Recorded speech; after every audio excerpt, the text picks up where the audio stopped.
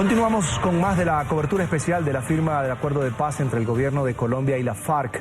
En esta parte del programa quiero saludar en Barcelona, España, a Christian Herbolheimer. Es el director del programa de transiciones a la paz en Conciliation Resources. Es asesor también internacional para la construcción de paz. Ha colaborado con el gobierno de Filipinas y el Frente Moro de Liberación Islámica en las negociaciones de paz en Mindanao, y ha acompañado iniciativas de reconciliación en Colombia, Sahara Occidental, el País Vasco, entre otros. Bienvenido, gracias por estar con nosotros. Hola, Carlos Eduardo, mucho gusto. Un placer. ¿Es realmente particular este proceso de paz en Colombia? Es decir, ¿presenta alguna diferencia con otras negociaciones que usted ha asesorado en Europa, por ejemplo, y Asia? Sí, sin lugar a dudas, el proceso de paz y el acuerdo de paz que está a punto de firmarse es singular, yo diría, principalmente por dos razones.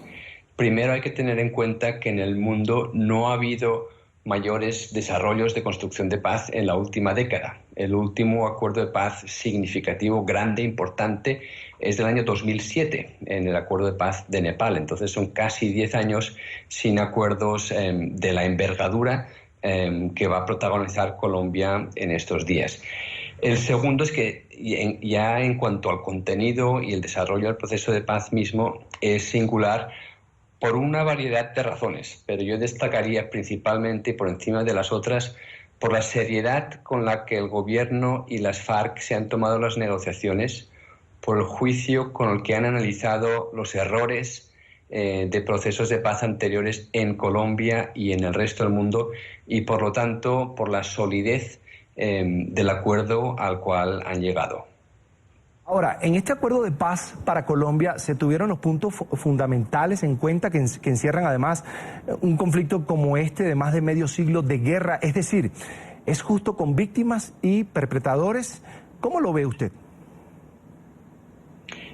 Yo creo que también una de las novedades que tiene este proceso es que le ha puesto, probablemente nunca antes en el mundo se le ha puesto tanta atención a evitar la impunidad y a poner los derechos de las víctimas, a la verdad, la justicia, la reparación y sobre todo las garantías de no repetición en el centro de las negociaciones. Es lo que han reivindicado, yo creo que ambas partes, pero que es justo reconocer desde una perspectiva internacional que lastimosamente la trayectoria anterior al caso Colombia es amnistía para crímenes cometidos por ambas partes. Es importante también tener en cuenta que en cualquier conflicto armado no es que los crímenes solo se cometan por un lado, hay siempre en diferentes proporciones crímenes cometidos por ambas partes o las partes que haya en conflicto, y en este caso creo que Colombia está sentando un precedente importante con dificultades, va a tener muchas dificultades en su implementación, pero en su desarrollo conceptual y al acuerdo que han llegado, sin lugar a dudas es un avance. Nunca antes en Colombia se había logrado tantas garantías de verdad, justicia y reparación para las víctimas, y probablemente nunca antes en el mundo tampoco se había llegado a este grado de solidez en un acuerdo de justicia transicional. Para que nuestros televidentes en Colombia entiendan, habló de garantías de no repetición. Exactamente, ¿dónde están puntualizado esto en el acuerdo? Mire, para que nos pongamos un referente importante, los dos procesos de paz más relevantes en el mundo normalmente se refieren al caso de Sudáfrica, donde se acabó con el apartheid, y el caso de Irlanda del Norte. Bueno, pues para ambos casos, en el caso de Sudáfrica se puso mucho énfasis en el tema de la verdad, pero no hubo absolutamente ninguna medidas de investigación sobre los crímenes cometidos y a partir de ahí juicios y sentencias. Lo mismo vale unos años después para el caso de Irlanda del Norte. En Irlanda del Norte no hubo una comisión de la verdad y no hubo ningunas garantías de justicia para las víctimas. En el caso de Colombia se ha aprendido de los límites de los dos procesos más importantes del mundo, de Sudáfrica e Irlanda, para evitar esa situación. Y por lo tanto hay un compromiso para hacer investigación de los crímenes cometidos y a partir de ahí un juicio y una sentencia.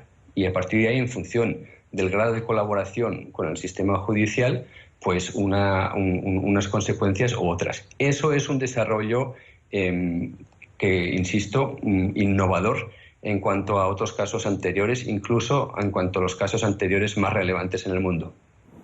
Ahora, de acuerdo con su experiencia, después de la firma del documento, que es lo que recoge lo pactado entre las partes, normalmente, ¿cómo se da esa etapa de implementación?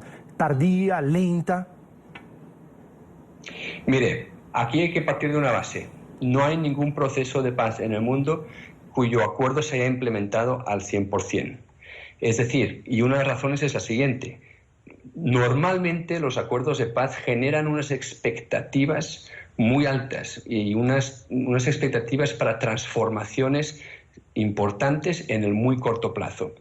Yo creo que la ventaja que tiene Colombia también es que precisamente la polémica que ha acompañado al proceso de negociación desde sus inicios e incluso en estos momentos de cara al plebiscito tiene un componente, creo que es muy sano, y es que está llevando a debatir hasta la última coma de lo que está discutiendo, y eso es muy positivo, porque en Colombia, más que en otros procesos en el mundo, hay una conciencia muy clara de que el acuerdo de paz es un paso fundamental, pero que el proceso de paz va mucho más allá del acuerdo, que los cambios no van a llegar al día siguiente, digamos que el martes, después de que se firme el acuerdo el lunes, no va a cambiar de un día para otro toda la situación en Colombia. Ese nivel de conciencia de que los cambios van a ser importantes, pero que van a ser paulatinos, creo que pone a Colombia en una situación de ventaja. Colombia tiene que, el debate que se inicia ahora entre sectores con visiones opuestas, tiene que continuar. Aquí la paz no es que unos ganan y otros pierden. Después del plebiscito, lo que Colombia necesita es un esfuerzo, un proceso para mirarse en un horizonte donde quepan toda la diversidad que tiene social, política, étnica que tiene el país y construir un futuro de esperanza desde que recoja las necesidades y las perspectivas de visiones diferentes. Yo creo que el acuerdo de paz es un paso fundamental que va a permitir Colombia imaginarse de una forma diferente. Una cosa que nadie hubiera pensado hace poco, que fuera posible, va a ser posible. Entonces, si ha sido posible una paz con las FARC, ¿qué no va a ser posible? ¿Por qué no vamos a podernos plantear un futuro mejor para el conjunto de la ciudadanía? No sé si usted en su trayectoria ha conocido otro proceso de paz, otra negociación como esta, con este formato, aunque el presidente Santos dijo que la última palabra lo tienen los colombianos en el plebiscito, se firma primero el acuerdo, se hace constitucional y luego se consulta a los ciudadanos. ¿Esto está bien? ¿Había visto algo así antes? Sí. Lo habitual es que haya una firma y posteriormente a la firma haya los desarrollos legislativos necesarios. Yo he estado acompañando las negociaciones de paz entre el gobierno y el Frente Moro de Liberación Islámica que culminaron en un acuerdo de paz el 14 de marzo del año 2014 y era a partir de la firma solemne del acuerdo, un acto muy parecido al que va a haber en Cartagena mañana, que posteriormente se trasladó todo el debate de la implementación al Congreso para que desarrollara el marco legislativo y posteriormente tenía que incidir el sistema judicial para evaluar incluso los niveles de constitucionalidad y también estaba previsto un plebiscito. La implementación en Filipinas se ha quedado parada, yo creo que por falta de prevención, por falta de preparación. Es decir, hubo, yo creo, no la suficiente tarea por parte del Ejecutivo para hacer partícipe del proceso de paz al cuerpo legislativo y por lo tanto el Congreso no ha aprobado hasta la fecha las leyes para implementar el acuerdo de paz.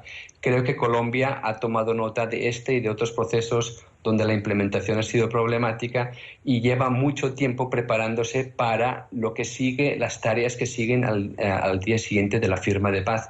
Y en este sentido también creo que Colombia ha hecho un trabajo muy juicioso e innovador de preparación. En Colombia todo el mundo es consciente de las dificultades que conlleva la implementación del acuerdo.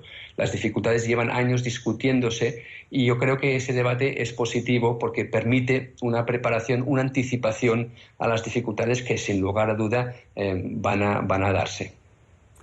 Para usted, sabemos que en Colombia la mayoría de los colombianos, cuando se habla de guerra y paz, se prefieren la paz.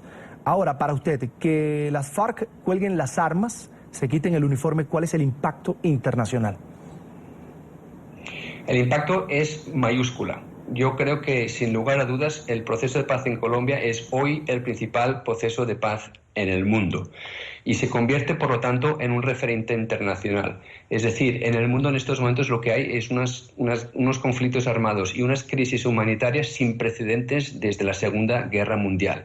En esta situación, en este contexto global de desespero, Colombia muestra que un conflicto, por muy prolongado que sea, por muy violento y por muy complejo, tiene salida dialogada siempre y cuando haya la voluntad política para llevarla a cabo. Y por lo tanto, Colombia, creo que la imagen internacional de Colombia da un vuelco espectacular, y Colombia, que históricamente y lastimosamente con frecuencia se asocia a violencia y narcotráfico, en estas últimas semanas y en las próximas semanas se va a asociar Colombia con el cambio positivo y dialogado para acabar con la violencia. Y yo creo que es un paso fundamental para la imagen internacional de Colombia. Ahora, se dice, o ya se ha comprometido en este caso la FARC a formar un movimiento político que los llevará de alguna manera al poder. Quizás se tendrán representantes ante el Congreso, ganarán algunas alcaldías. No sabemos qué va a pasar en los años posteriores a esta firma del acuerdo de paz.